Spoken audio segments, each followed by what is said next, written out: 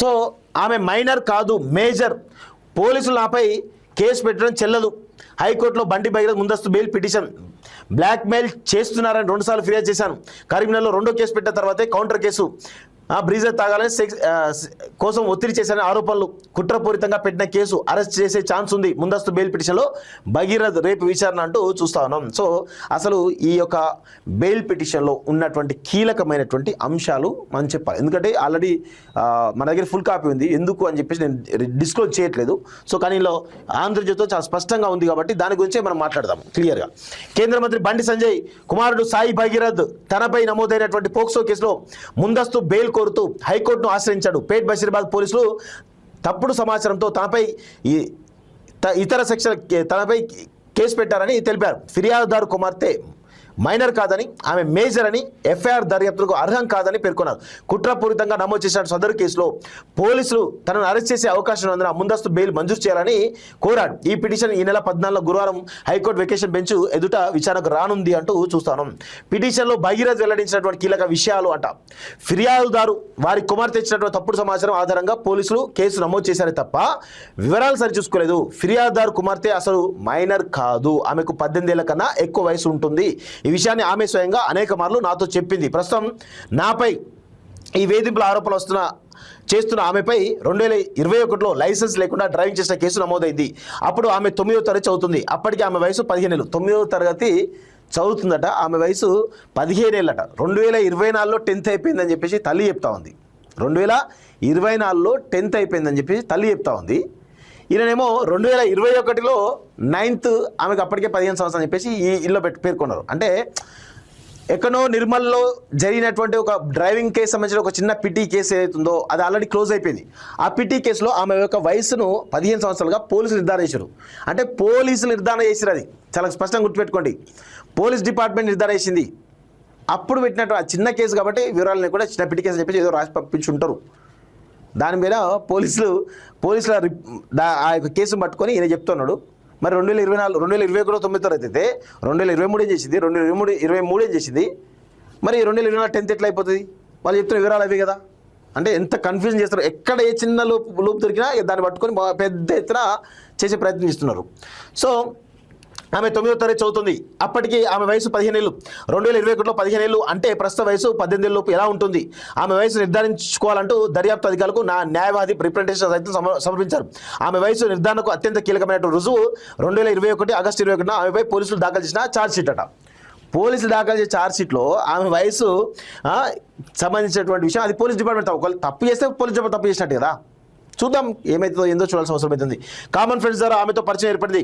మా స్నేహితుల బృందంతో ఆమె విజయవాడ ఆలయం, అరుణాచలం, తిరుపతి సహా అనేక టూర్లకు వచ్చింది. ఆమె కుటుంబంతో కూడా నాకు పరిచయం ఉంది. పలుమార్లు కుటుంబ వేడుకల్లో ఆమె తల్లిదండ్రులు కలిశాం. అయితే మా మధ్య పరిచయం పెరిగిందని గమనించిన ఆమె తల్లిదండ్రులు నేను సమాజంలో పేరు పొందిన రాజకీయ కుటుంబానికి చెందిన వ్యక్తిని తెలుసుకొని 5 కోట్లు ఇవ్వాలని ఒత్తిడి చేశారు. ఆ మొత్తం ఇవ్వకపోతే తమ కుమార్తె ఆత్మహత్య చేసుకుని భయపెట్టారు. ఈ బెదిరింపులతో నేను కరీంనగర్ 2 టౌన్ పోలీస్ స్టేషన్లో ఫిర్యాదు చేశాను.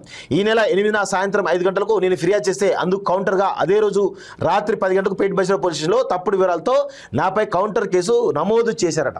చూడండి ఎంత దారుణంగా వీళ్ళు మేనేజ్ చేస్తున్నారు. చూడండి చాలా స్పష్టంగా వాళ్ళు 6 గంటలకు అక్కడికి వెళ్ళారు. మీరు 5 గంటలకు కేసు పెట్టి చెప్పేసి ఒక మ్యానిపులేట్ చేస్తున్నారు కేసుని. అన్ని విషయాలు తెలుస్తాయి, 100% అన్ని విషయాలు కూడా తెలిసేటువంటి అవకాశం అయితే చాలా స్పష్టంగా ఉంటుంది. సో ఎంత దారుణంగా అంటే 6 గంటల నుంచి 12:45 వరకు ఆ తల్లి అక్కడే పోలీస్ స్టేషన్లో ఉంది. అంటే ఎంత దారుణంగా వ్యవహరించారో గమనించండి. ఫిర్యాదుదారులు అందించే తప్పుడు సమాచారంతో పోలీసులు ఎఫ్ఐఆర్ నమోదు చేశారు. ఆమె మేజర్ అయ్యాక పెళ్లి చేసుకుంటున్న నేను హామీ ఇచ్చానడం, ఆమె వయసు 17 ఏళ్ళు అని పేర్కొనడం, గత ఏడాది జూన్లో ఆమెను నేను రిలేషన్షిప్లోకి లాగానడం, శారీరకంగా కలుద్దామని ఒత్తిడి చేశానడం, గత ఏడాది అక్టోబర్ నవంబర్లో వారి నివాసంలోనే నేను ఆమెను ముద్దు పెట్టుకున్నానని, తాగానడం, ఆల్కహాల్ తాగాలని, ఆ తర్వాత పాల్గొనాలని ఒత్తిడి చేశానని, ఆపై రిలేషన్ వదులుకున్నానని, ఆమె ఆత్మహత్య చేసిందని అనడం, నేను ఆమె తల్లిదండ్రులకు ఫోన్ చేసి తెలుసుకున్నానడం, అవన్నీ తప్పుడు ఆరోపణలు. ఫిర్యాదుదారు కుమార్తె నన్ను బ్లాక్మెయిల్ చేస్తుందని పేర్కొంటూ తొలుత ఏడాది ఏప్రిల్ 21న ఫిర్యాదు చేశారు. ఈ విషయాన్ని ఫిర్యాదుదారు స్వయంగా తన ఫిర్యాదులో అంగీకరించారు. తిరిగి ఈ నెల 28న 2వ ఫిర్యాదు నమోదు చేయడంతో కౌంటర్గా నాపై ఫిర్యాదు చేశారు. ఫిర్యాదు మీరు చేయలేదు, శ్రీరామ్ అనే వ్యక్తి ఫిర్యాదు చేసే విషయం అలా క్లియర్గా ఉన్నది. మీ కామన్ ఫ్రెండ్ నిర్మల్ల చూడండి, నిర్మల్లో కేసు పెట్టినారు. నిర్మల్ ఎందుకు కేసు పెట్టాలి? కరీంనగర్లో కేసు పెట్టాలి కదా. ఒకవేళ నువ్వు ఫిర్యాదు చేస్తే కరీంనగర్ కేసు పెట్టాలి కదా. శ్రీరామ్తో అక్కడ ఎందుకు కేసు పెట్టి అక్కడ అసలు నిర్మల్లో ఉన్నట్టు కేసు అసలు బండి సంజయ్ కొడుకు తప్పుల మీద తప్పులు చేస్తున్నట్టుగా కనబడుతుంది. అన్ని లోపాలు కనబడుతున్నాయి. మీరే అన్నారు ఆల్రెడీ, మీరు మీ దానిలోనే చాలా స్పష్టంగా పెట్టారు. నిర్మల్ ఆల్రెడీ ఒక కేసు ఉంది, మా ఫ్రెండ్ ఇంకో కేసు ఉంది, ఇలాంటి కేసు ఉందని చెప్పేసి అన్నారు.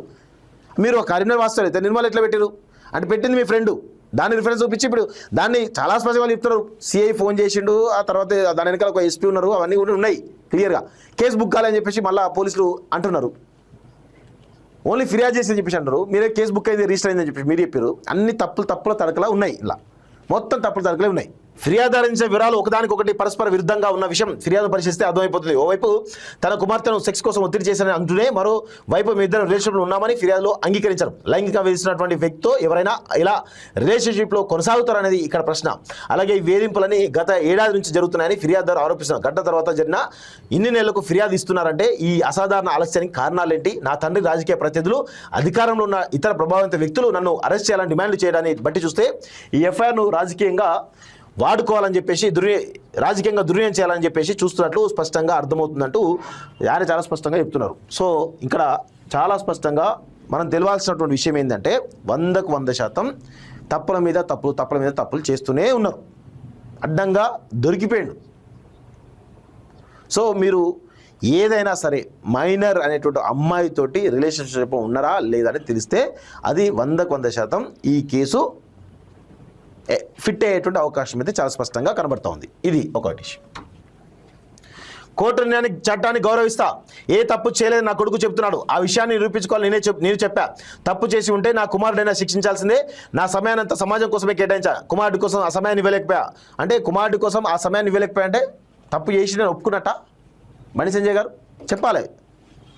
అంతా నిన్న మీరు జరిగిందేమో హిందూ ఏకతా యాత్ర, పక్కన ఉన్నదేమో పెద్ద పెద్ద గురువులు ఉన్నారు. నువ్వేం చేయాలి? హిందూ సమాజాన్ని జాగరూకత చేసే ప్రయత్నం చేయాలి. కానీ నీ పర్సనల్ విషయాలను, వ్యక్తిగతమైన విషయాలను అక్కడ మాట్లాడాల్సిన అవసరం లేదు. నీ వ్యక్తిగత ఇమేజ్ కోసం మాట్లాడే అవసరం లేదు కదా. ఇది చాలా స్పష్టంగా గుర్తుపెట్టుకోవాలి బండి సంజయ్ గారు. మీరు మోడీ సభలో కూడా మీ వ్యక్తిగతమైన విషయాన్ని మాట్లాడిండు. ఆడ ఏం చేయాలి? దేశం కోసం మీరు మాట్లాడాలి. లేదు మీ పార్టీ యొక్క కార్యాచరణ ఏంది, తెలంగాణలో ఏం చేయబోతున్నా అనే విషయాలపైన మాట్లాడాలి. కానీ మీరు అట్లా మాట్లాడకుండా చాలా స్పష్టంగా మీ యొక్క వ్యక్తిగత అంశాలను అక్కడ మాట్లాడారు. ఈరోజు హిందూ ఏకతా యాత్రలో మాట్లాడిందంటే మీరు ప్రజల్ని ఏ విధంగా డైవర్ట్ చేస్తున్నారు అనేది చాలా స్పష్టంగా అర్థమవుతుంది. ఇది ఒక పరిస్థితి కనబడుతోంది.